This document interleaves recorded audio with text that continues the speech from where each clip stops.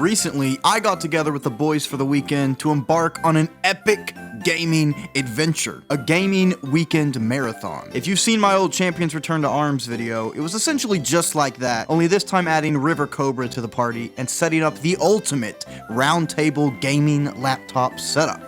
I didn't record the experience for a vlog like that time, but we still had a great time and consumed an entirely unholy amount of food. Seriously, one of the most unapologetically gluttonous weekends of my life, I am ashamed to say. Since I know people will ask, in 48 hours we consumed a steak dinner with mashed potatoes and macaroni and cheese, cinnamon rolls with bacon, pepperoni and chicken bacon ranch pizza, cinnamon rolls again, and a final feast of the ever-nutritious Taco Bell. You know what it is. But what else would it be? All while snacking on spicy Doritos, Cheez-Its, donuts, Cinnamon Toast Crunch, and whatever other empty carbs we could shove down our gullets, and fueling our caffeine tanks with Red Bulls, Coke and Dr. Pepper Zeros, and Baja Blasts. Absolutely disgusting, I know. It's been over a week and I'm still feeling the repercussions in my stomach.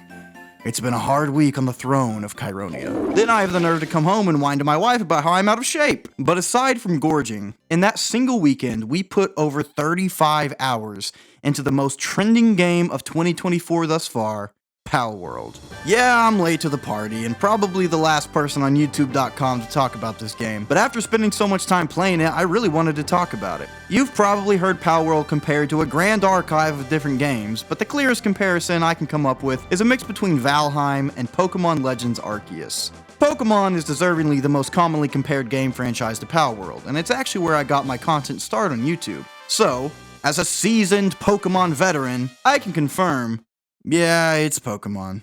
There's the obvious stuff. Colorful, cartoony creatures that you capture in throwable sphere objects, complete with ball juggle animations as you anticipate the outcome of the toss, then adding the captured monster to your party so you can throw it out in battle to fight for you. But the more you play, the more apparent it becomes that a lot of this is just deliberately ripped out of Pokémon, slapped with a slightly different coat of paint and rebranded as a new Palworld original Pokémon. I mean Pal. This is literally the model for Cinderace from Pokémon Sword and Shield, but no, it's different. Because of this, I will be referring to pals as Pokémon for the remainder of this video and till the end of time. Not to mention Lucario, Luxray, Gyarados, Pikachu, and the list goes on and on. But you know all of this already.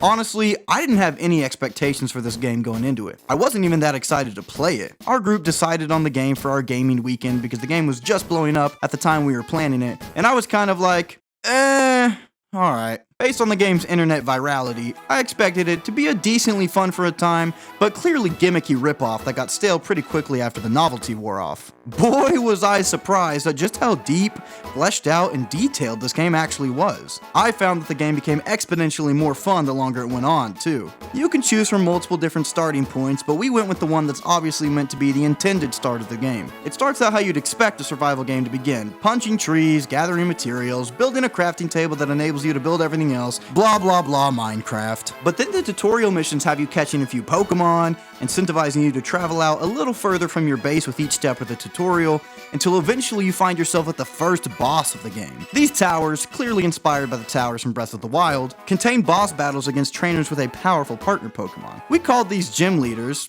because Pokemon. If you're going in blind, it'll probably take you a few hours before you make it to the first gym. But once you defeat the boss, the tutorial ends, and that's it.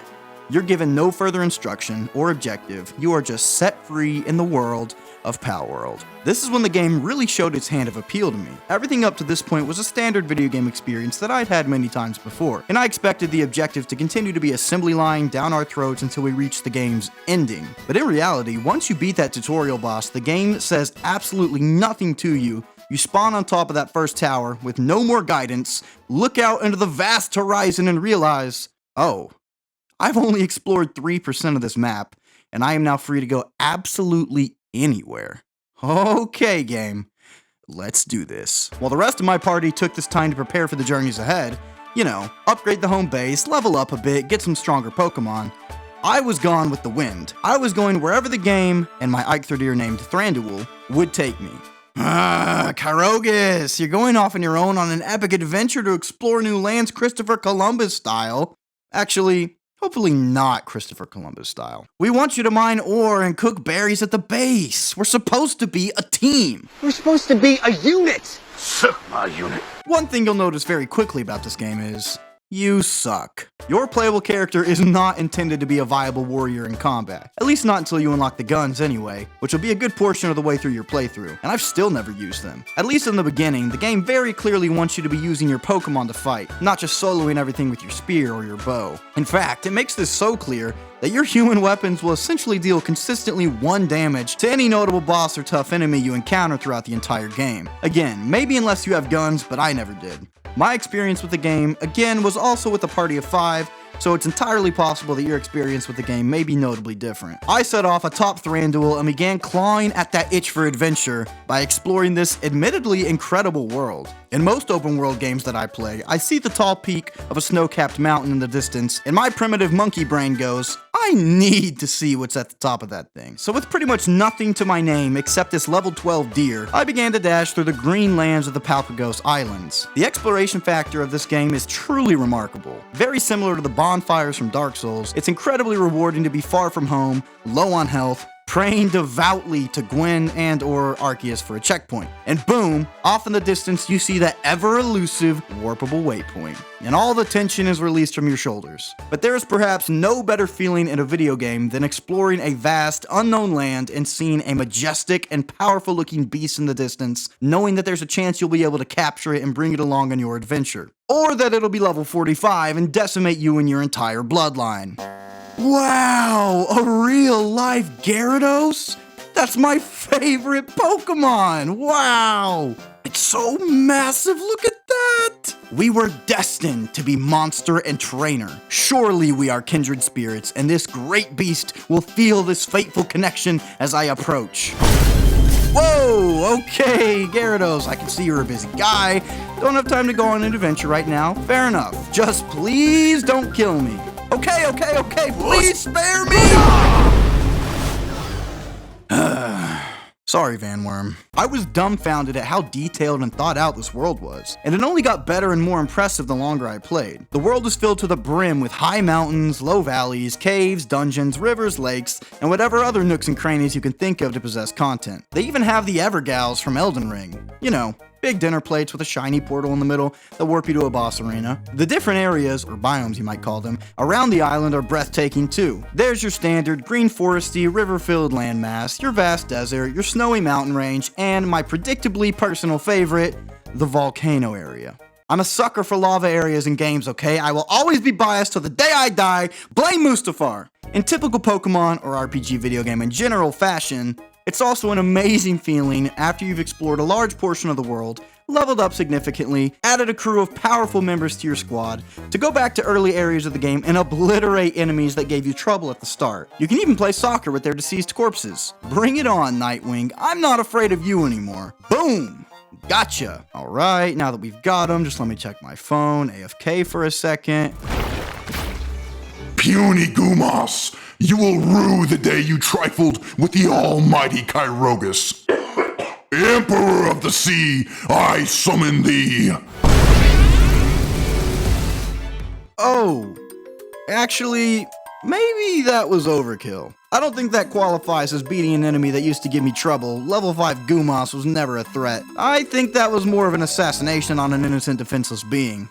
We've got to clean this up, Gyarados. I can't go back to Poke Jail. You clean up the crime scene, I'll get rid of the body. I don't care how hard they grill you. There's no evidence. We take this to our graves. Just gonna bring you to the cliffside here and... there. Perfect.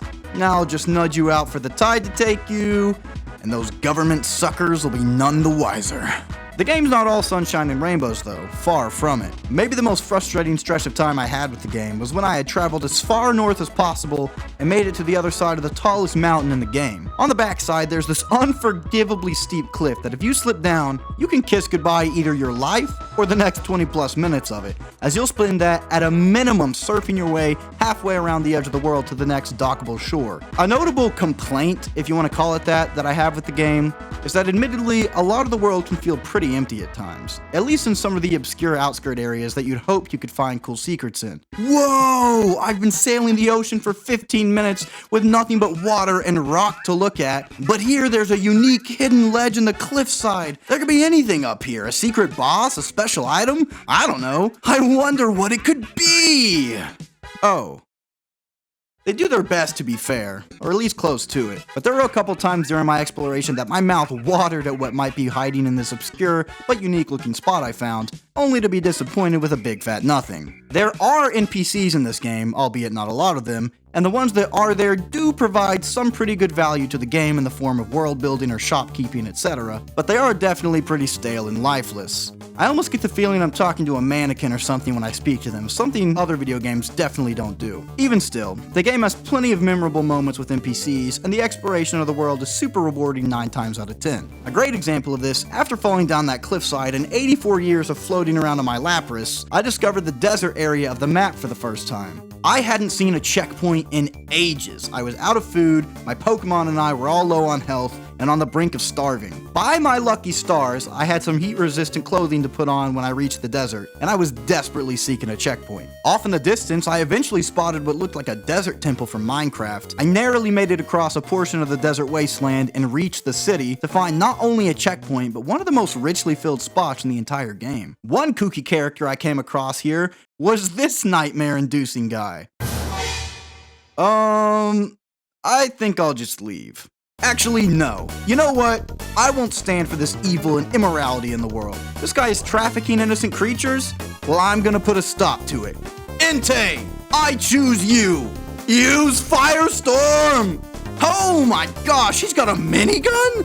Entei, great work, buddy. Let's get you out of there. Red Gyarados, go! That's more like it. We've almost rid the world of this scumbag. Just a few more hits and... Whoops. Wait a second, you can catch people? Aw, yeah, slavery. Your freedom. Hand it over. Let's go! We just robbed that guy of his God-given liberties. Wait, should I feel bad about that? Pfft, no, he was an animal trafficker, a bad guy. I just did the world a favor. Actually, after what I did to that Gumas earlier, I may not be much better. Well, we may as well see what happens when we bring this guy out of the PC. Whoa, hey guy, you're invisible. Maybe he's just hungry and I need to feed him. That just looks like I'm giving him something else. Oh well, let's see how he does in battle. Ugh, never mind guy. Red Gyarados, go! Aw, yeah. But for real, why is this guy invisible? Wait, maybe the game is condemning my actions more than I thought. Is this perhaps a poetic depiction of how when I enslaved this man, I took away his humanity altogether? That without his freedom of choice, a man is stripped down of his essence and reduced to nothing more than a ghost, meant to mist away in the wind? No, it's just a glitch. That's actually a huge point of note about this game we haven't talked about yet. It's extremely janky and glitchy. I think it's still technically an alpha, so whatever. But there are an insane amount of random, sometimes game-breaking glitches. This graphical one is actually one of the most minor glitches I've come across. During our weekend playthrough, I think at least 3 of the 5 of us died by clipping through a random hole in the ground. But perhaps the most frustrating glitch of them all, we experienced both once while fighting Yormantide and once fighting one of the endgame level 50 bosses, Frostallion. Mostly out of your control, a boss out in the world like this can clip out of bounds, causing it to despawn and warp back to its original spawn point with a full health bar. This may not sound like that big of a deal, but with 5 players, it was taking us upwards of 15 to 20 minutes to get these in-game health bars down. Sometimes the fight would last over 2 in-game days, which even though it takes forever, feels really freaking epic. We've been in this wasteland of hellfire and brimstone for days.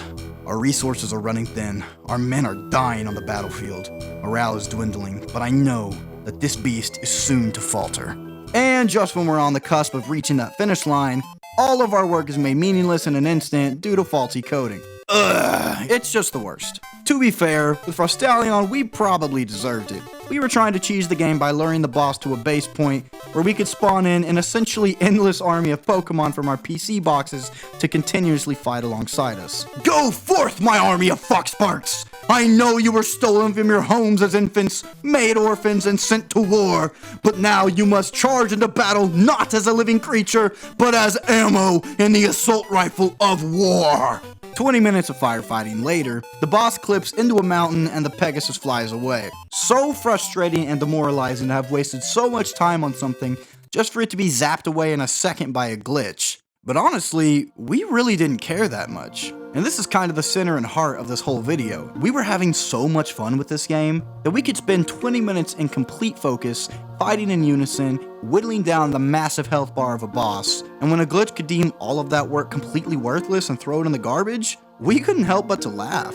And to get excited at the prospect of getting to do it all again. Sure, it was disappointing, sure it was frustrating, especially to some of us more than others, but we all agree that even when acknowledging the jank of the game, we couldn't really be mad at it. Game Freak has been criminally lazy with its game design for pretty much a decade at this point. Everyone has their opinions, but I'd argue that Pokemon hasn't released a good mainline Pokemon game since Oraz in Generation 6. 3 generations and nearly a decade ago.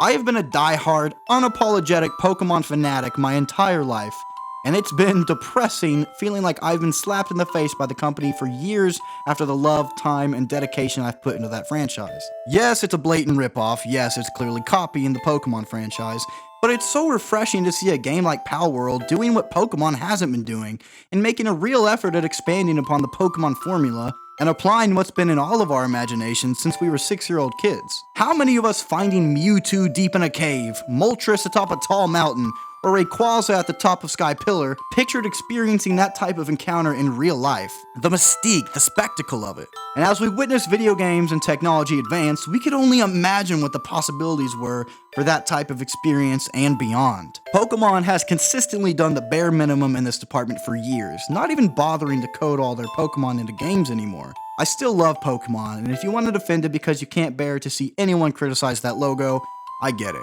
But Palworld accomplishes something I've been craving for a long time. I mean, even throughout this entire video, I've been referring to the pals exclusively as Pokemon. I've been calling each pal mostly by the name of their closest Pokemon counterpart.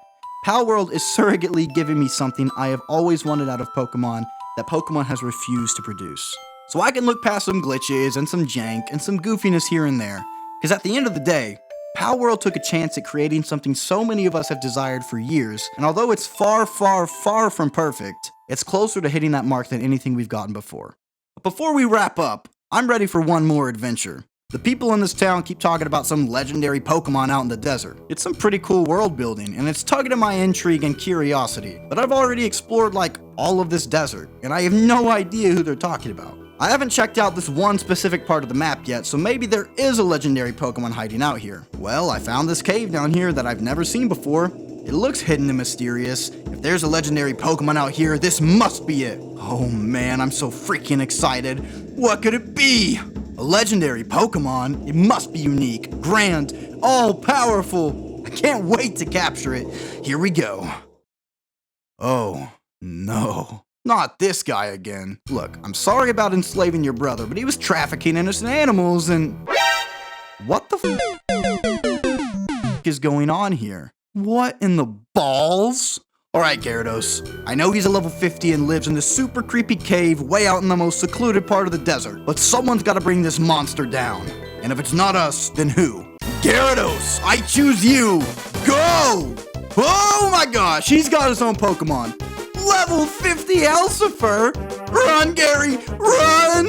Run! He's still following me! I think we made it. But man, I died to another Gyarados boss again. Now I've got to run back naked to get all of my friends back. Uh-oh, there's a big dinosaur in my path. Surely I can just sneak past him and be A-okay, right? I mean, he is a Relaxaurus. He's got to be a chill guy, right? Ah!